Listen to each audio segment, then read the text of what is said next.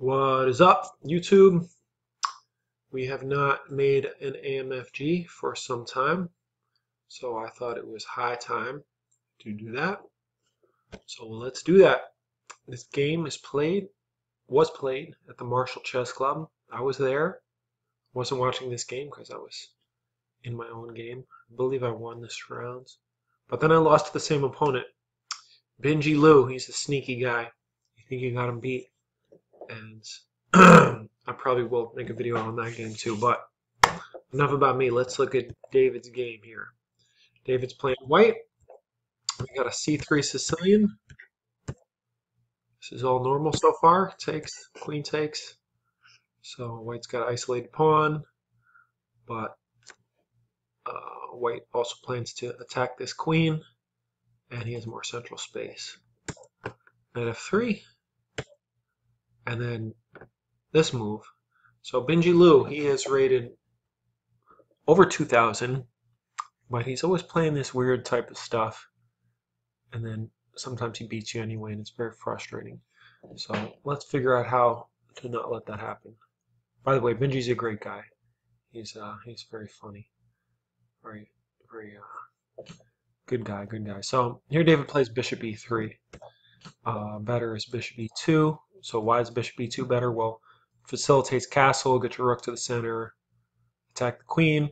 Also, this bishop might not want to be on the square. In fact, this is usually not the square. You want to put your bishop on here, here, here.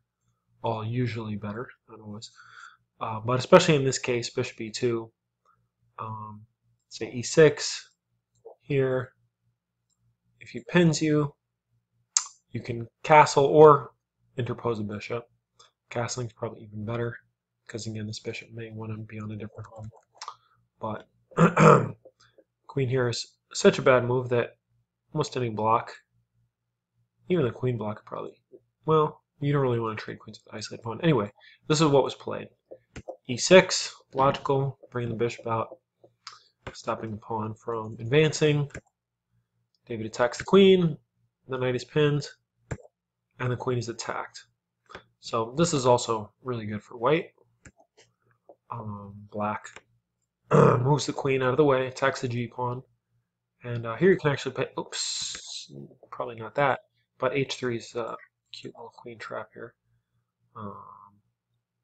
Queen has no squares, so yeah, doing a lot of tactics is good. There's all sorts of different ways to trap the queen.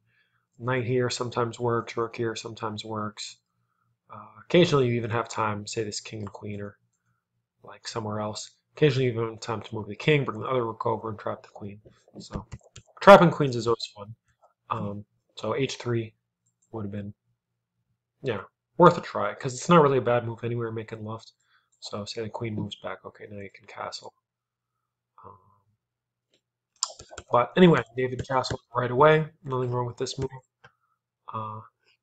Binjie voluntarily gave up the two bishops. And knight to f6 was played. h3, not a bad move. And yeah, this move I criticize. I noticed, David, you make moves like this sometimes. I remember in your game against Cheese, aka Anthony Kawakazi. I'm embarrassed. He's like my good friend, and I can't even pronounce his last name. But that's because no one calls him by his real name. Anyway, and it was also a c3 Sicilian game. I noticed David played it early knight here. So yeah, your pieces are better than black's. Like this knight is a bad piece. Like for it to do something, you have to like come here to here, or I mean, sometimes the knight will come here to here. Although that's really slow right now, and black's king is not safe either. But yeah, and you don't really want to trade queens. I mean, this queen is bad. I mean, there could be even some instances where you could somehow trap this queen. Like, I mean, maybe king here, g4. I'm not saying this is a good move, and in fact, if you did that, the knight takes, this pawn is pinned. But this queen is bad. Oops, sorry about that. And yeah, I mean, if you really want to trade, you can move this knight anytime and trade. You can also bring the bishop back here, then move the knight, make the king come to like awkward square like this. Maybe attack it again with the knight over on the h file. So and in that instance it would be almost trapped. So yeah, this is definitely not a good move. Queens are traded, but nevertheless, White still has a nice advantage. He's got the two bishops, open position.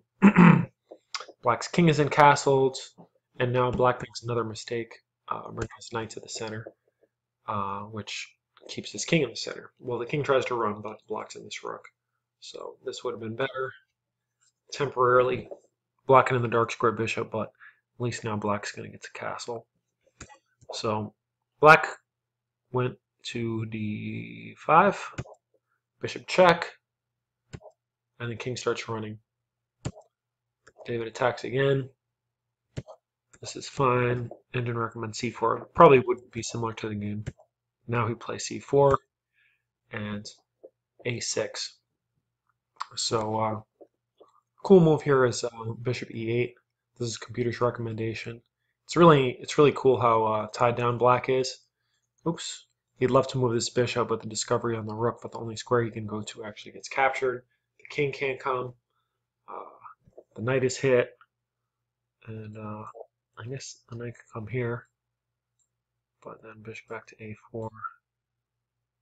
Now we have more threats, and let's just look at the computer line here, here, here.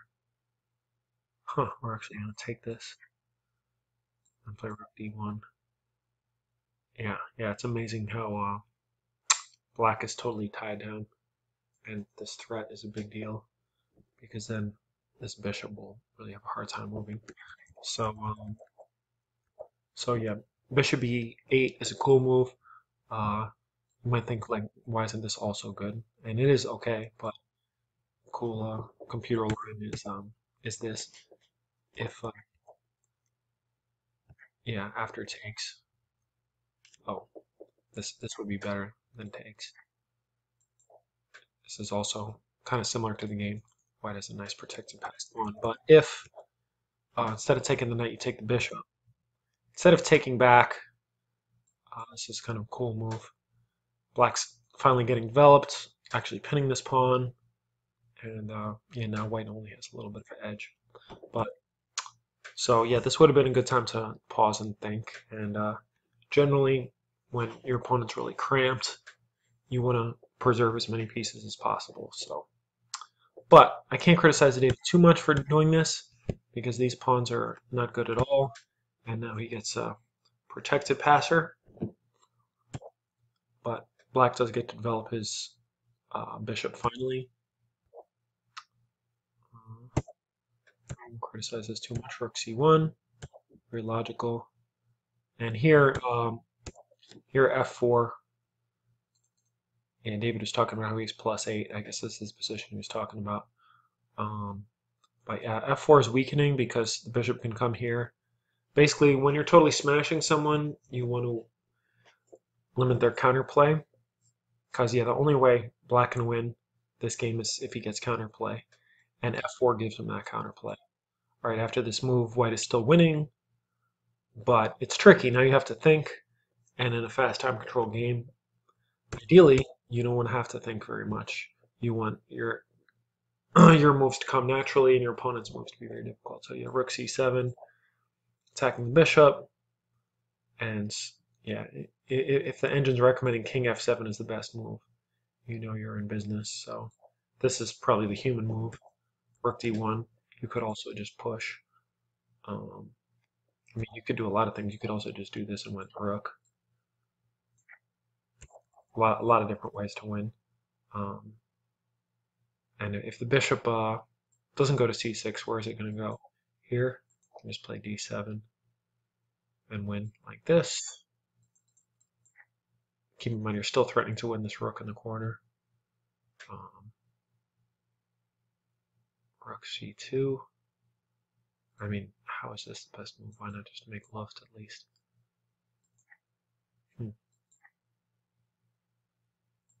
Oh yeah, we're actually threatening mate here. This is really bad news. Yeah, very bad news for Team Black, as Chestnut Rook would say. E3. Oh man, not good, not good. So yeah, f4 was the losing move for sure. Rook c7 would have won. Are there any other variations in rook c7 I want to show? Yeah. Oh, I was saying, yeah, d7 wins. Rook d1 is even better. But, I mean, don't worry about the difference between +5 and +11. Just worry about the difference between plus anything and equal. Yeah, and just case h6 to try to save this rook. Engine wants to take. I'm most certainly would push instead of taking. Yeah. And yeah, it's pretty much forced mate if the king moves or queening with check. And yeah, how are you stopping this pawn? I don't think you are, unless it's taken, in which case you're going to mate either here or here and here. Well, you're just mating on the back rank probably. Let's just look at the mate, because mates are fun. Bishop c5. Oh yeah, now we're threatening mate here. And black just has to give up stuff. And yeah, check, here, check, and then mate with the c rook. Okay, but after f4, white's still winning. It's just a little harder. And here, David panics and gives up the exchange. This is not really necessary. Rook fd1. I mean, this pawn is still really strong. This rook is still out of play. White's pieces are all perfectly placed. Not to mention the threat is rook takes and then king takes. So h2, yeah, d7, f7, and yeah, this should be totally winning. I'll just show you how the game concluded. So he took here. So black does have an extra bishop, but white has these two connected passed pawns. And this is, I'm sure this wasn't the end of the game, but this was the end of the moves David wrote down for USCF rules. If you have less than 5 minutes, you no longer have to record. So what happened after this is lost in the annals of history. Or, no, it wouldn't be in the annals of history if it was lost, would it? Lost. I don't know. Someone post in the comments below about how I could say that. It sounds smart. In the meantime, thank you for watching AMFG number 41. And let's bring it to 100. Oh, also, I'm starting a new series, so check it out. I'm a little nervous to promise this because I'm really trying to be really good with my word. I just had a conversation with Christina about this, but screw it. I'm gonna start a new series. 1001 ideas I missed. I'm gonna go through all my blitz games and tournament games and find like 1001 turning points, or just cool little tactics or positional things I missed. So keep on the lookout for that. I'm gonna do the first video right after this one, and have a great rest of your life. Bye.